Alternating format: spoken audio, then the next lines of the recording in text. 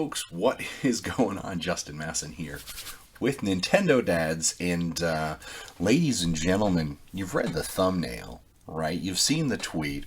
We're going to talk and predict a little bit about this Nintendo of America tweet. So let's talk about this last night. 9 o'clock Mountain Standard Time, like 11 o'clock Eastern Standard Time. You may have been in bed for all I know, and this came out. But ladies and gentlemen, the rumor, the speculation that Nintendo of America Nintendo was going to put out some kind of communication on July 20th, shabam, here it is. Now, it's a little bit different than I think what we all anticipate, so let's take a look at it. On July 20th, we debuted the first Nintendo Direct Mini Partner Showcase, a series focused on titles from our developing and publishing partners. We'll share a few updates on a small group of previously announced Nintendo Switch games. Check out the full video released at 7 a.m. Pacific Time. It's 8 o'clock Mountain Standard, 10 o'clock Eastern Standard. Interestingly enough, there was a follow-up, another tweet from Nintendo of Japan's account that said this will be 10 minutes. So let's break down a couple of things here. First, I think what we're hearing here, what we're seeing Nintendo do, is to pivot strategically. This tweet has a lot of messaging and a lot of information about it, and is really, in my opinion, helping to level set expectations, or should be. Now, of course, the internet goes like way off the deep end and begins speculating everything under the sun.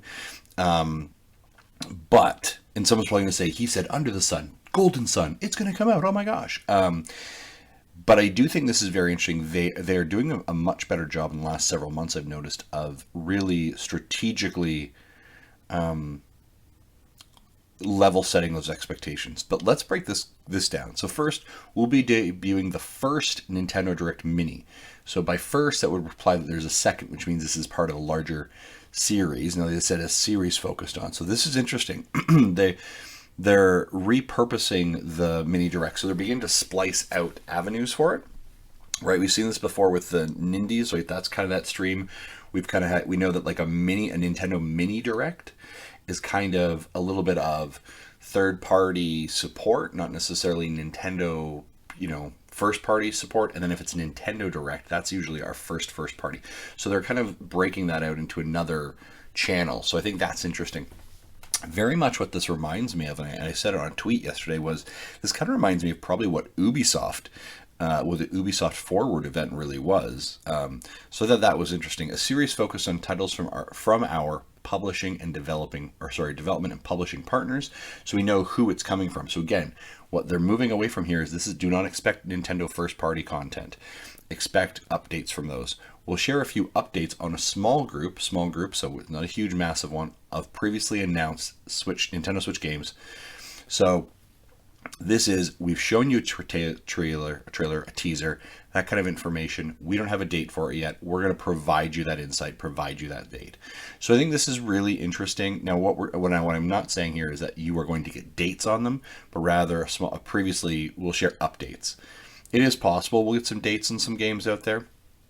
Now, a couple games begin to spin in my head immediately. I think Bayonetta 3 is a great example of a game that we're probably should be expecting some kind of date or some kind of reveal or information on relatively soon. The other one that came to mind is Bravely Default. Right, we had that demo, probably 4 months ago at least. We might be getting more of a firmer update on that. And the other one I thought of, and again, this is, could argue that this could potentially be first party, but Metroid Prime Trilogy, or Prime 4, whatever it is, just a teaser, just an insight. It's been almost 18 months since that fateful day where we said, hey, we're restarting again, so we may have some information on that. But let me maybe show you a tweet of another company who may be showing up there. So Rogue Company, there we go. Rogue Company put this tweet out yesterday as well. Resolving address, connection established, big entrance, right? Big entrance, run Nintendo Direct MP, override progress. So I do suspect we're going to see something from Rogue Company. Not a huge shock there. Now, if you remember, Rogue Company Actually, we saw the first look at Rogue Company last Nintendo's E3, I believe it was. This is like a This is like a squad-based, four-person squad-based team versus team kind of first-person shooter or shooter game. Interestingly enough, they had an alpha for the Nintendo Switch about a week and a half, or about a week ago. It ended on July 13th. They had an AMA last week where they were very public about, I think, what their dates were. I think they announced for PC and Xbox, or they kind of provided some firm dates on that. Now, they had an alpha for both of those platforms a couple of weeks or months earlier than the Switch, so I wouldn't be too shocked if we definitely get a firm date from Rogue Company. I also think that they're probably feeling the hot breath of Apex Legends on the back of their neck, knowing that Apex is coming out in fall, or I believe it's fall 2020 is what was kind of mentioned as well. So this is a great example of, and just for those of you that don't remember, like Rogue Company, these guys, remember these guys? Yeah, okay. So we can actually see a little bit of a trailer going on down there. So this is, I would not be shocked if we get a firm date from them. So yeah. So I think that's very interesting stuff going on there. I think the other part from a business perspective, which I find fascinating. Now let me digress here. This is not to say that there's a couple things I said it in a predictions tweet kind of that we might expect here. We could expect also, a Sizzle Reel, right? So Rogue Company is part of a Sizzle Reel announcement in there, right there. Here's like 2 minutes of like, here's dates for games that you've been asking about, which I think is great. I'd love for them to come back and provide us dates of games that we want to know more about. So I think that's pretty awesome.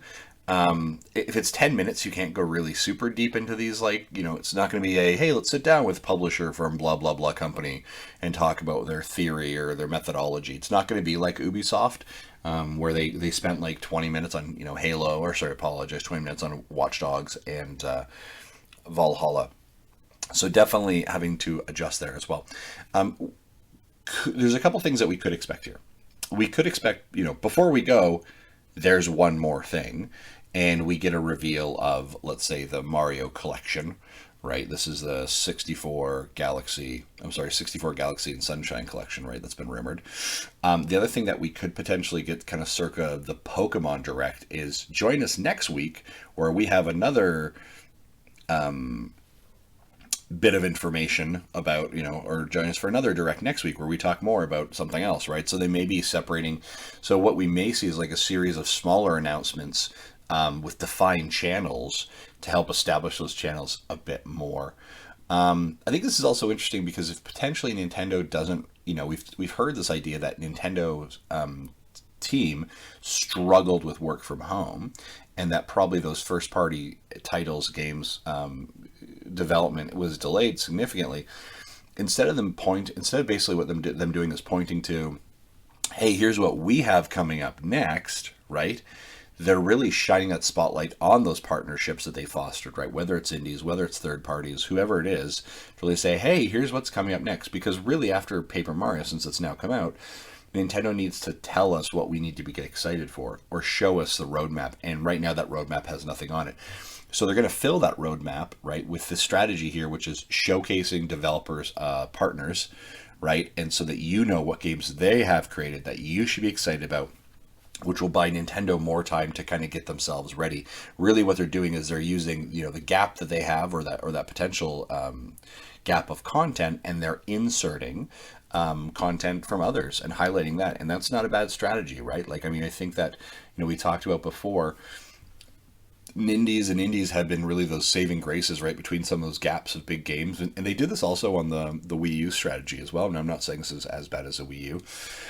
But what they have here is they have much more parties to be able to lean into and allow them to do that. So I think this is a really interesting strategy from Nintendo to take this.